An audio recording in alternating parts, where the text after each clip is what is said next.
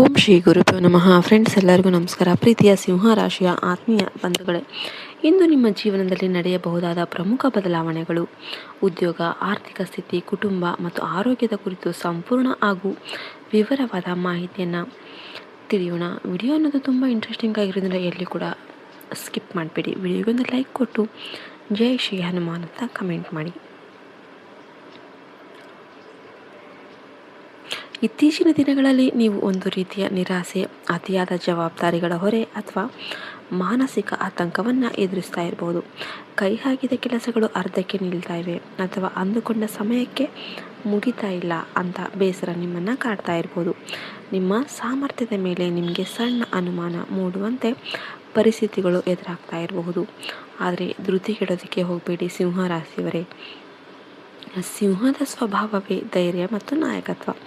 ಈಗ ನಿಮ್ಮ ಗ್ರಹಗತಿಗಳು ಸಕಾರಾತ್ಮಕವಾಗಿ ಬದಲಾಗ್ತಾ ಇದ್ದು, ನಿಮ್ಮ ಆಲೋಚನೆಗಳಿಗೆ ಮತ್ತು ಯೋಜನೆಗಳಿಗೆ ಒಂದು ಹೊಸ ವೇಗ ಸಿಗುವ ಶುಭ ಕಾಲ ಆರಂಭವಾಗಿದೆ.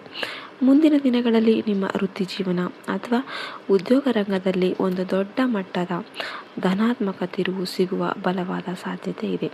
ನೀವು ಕೆಲಸ ಮಾಡುವ ಸ್ಥಳದಲ್ಲಿ ನಿಮ್ಮ ಕೆಲಸದ ದಕ್ಷತೆ ಮತ್ತು ಪ್ರಾಮಾಣಿಕತೆಗೆ ತಕ್ಕ ಗೌರವ ಹಾಗೂ ಉನ್ನತ ಸ್ಥಾನಮಾನಗಳು ದೊರೆಯುತ್ತೆ. ಮೇಲಾಧಿಕಾರಿಗಳು ನಿಮ್ಮ ಕಠಿಣ ಪರಿಶ್ರಮವನ್ನು ಗುರುತಿಸಿ ಹೊಸ ಜವಾಬ್ದಾರಿಗಳನ್ನು ನೀಡಬಹುದು. ವ್ಯಾಪಾರ ಅಥವಾ ಸ್ವಯಂ ಉದ್ಯೋಗದಲ್ಲಿರುವವರಿಗೆ ಹೊಸ ಹೂಡಿಕೆದಾರರು ಸಿಗುವ ಅಥವಾ ಮಾರುಕಟ್ಟೆಯಲ್ಲಿ ಹೊಸ ಒಪ್ಪಂದಗಳು ಕೈ ಸೇರುವ ಸುಂದರ ಅವಕಾಶಗಳಿವೆ. ಈ ಸಮಯದಲ್ಲಿ ಬರುವ ಯಾವುದೇ ಹೊಸ ಅವಕಾಶವನ್ನು ನಿರ್ಲಕ್ಷ್ಯ ಮಾಡದೆ ಪೂರ್ಣ ಆತ್ಮವಿಶ್ವಾಸದಿಂದ ಸ್ವೀಕರಿಸಿ ಮುನ್ನಡೆಯಿರಿ. ಆರ್ಥಿಕ ಪರಿಸ್ಥಿತಿ ಬಗ್ಗೆ ಮಾತನಾಡೋದಾದರೆ, ಸಿಂಹರಾಶಿಯವರಿಗೆ ಈ ಅವಧಿಯು ಬಹಳ ಅನುಕೂಲಕರವಾಗಿರುತ್ತೆ. ದೀರ್ಘಕಾಲದಿಂದ ಬರಬೇಕಾಗಿದ್ದ ಬಾಕಿ ಹಣ ಅಥವಾ ಸಿಲುಕಿಕೊಂಡಿದ್ದ ಆಸ್ತಿ ವಿಚಾರಗಳು ನಿಧಾನವಾಗಿ ಬಗೆಹರಿದು ನಿಮ್ಮ ಕೈ ಸೇರುತ್ತೆ. ಹೊಸ ಆದಾಯದ ಮೂಲಗಳು ಸೃಷ್ಟಿಯಾಗುವ ಲಕ್ಷಣಗಳಿವೆ. ಆದರೆ ಹಣದ ಹರಿವು ಹೆಚ್ಚಾದ ತಕ್ಷಣ ಅತಿಯಾದ ಉದಾರತೆಯಿಂದ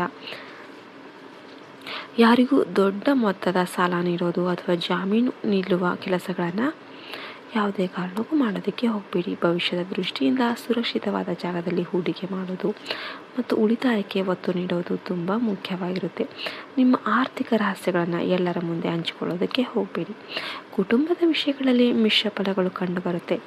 ಮನೆಯಲ್ಲಿ ಶುಭ ಕಾರ್ಯಗಳು ಅಥವಾ ಧಾರ್ಮಿಕ ಕಾರ್ಯಕ್ರಮಗಳು ಜರುಗುವ ಮೂಲಕ ಹರ್ಷದ ವಾತಾವರಣ ಸೃಷ್ಟಿಯಾಗುತ್ತೆ. ಹಿರಿಯರ ಆರೋಗ್ಯದಲ್ಲಿ ಸುಧಾರಣೆ ಕಂಡುಬರೋದರಿಂದ ನಿಮ್ಮ ಮನಸ್ಸಿನ ದೊಡ್ಡ ಆತಂಕ ದೂರವಾಗುತ್ತೆ.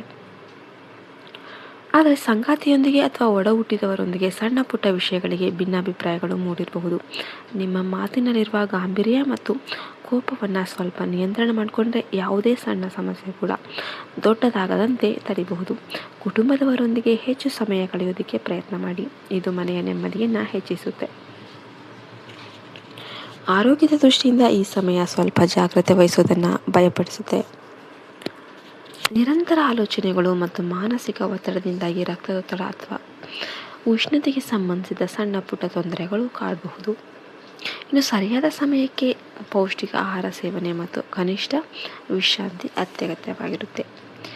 ನಿಮಗೆ ಬ್ಯಾಂಕ್ ಕಡೆಯಿಂದ ಒಂದು ಫೋನ್ ಕಾಲ್ ಬರಬಹುದು ಅಥವಾ ಒಂದು OTP ಬರಬಹುದು. ಅದನ್ನು ಯಾವುದೇ ಕಾರಣಕ್ಕೂ ಯಾರಿಗೂ ಕೂಡ ಶೇರ್ ಮಾಡೋದಕ್ಕೆ ಹೋಗಬೇಡಿ. ಅದನ್ನು ಫುಲ್ ಕನ್ಫರ್ಮ್ ಮಾಡಿದ ನಂತರವೇ ನೀವು ಮುಂದುವರಿಯಬೇಕು. ಇಲ್ಲದಿದ್ದರೆ ನಿಮ್ಮ ಹಣವೇ ಎಲ್ಲ ಕೂಡ ಖಾಲಿಯಾಗುವ ಸಂಭವ ಇರುತ್ತೆ. ಇನ್ನು ಕೆಲವು ಜನಗಳಿಗೆ ನಿಮ್ಮ ಯಶಸ್ಸು ಮತ್ತು ನಿಮ್ಮ ಕೆಲಸವೇ ಅಸೂಯೆ ಪಡುವವರಿಗೆ ನಿಮ್ಮ ಕಡೆಯಿಂದ ಸಿಗುವ ಅತ್ಯುತ್ತಮ ಉತ್ತರ ನಿಮ್ಮ ಸಾಧನೆ ಆಗಿರಲಿ.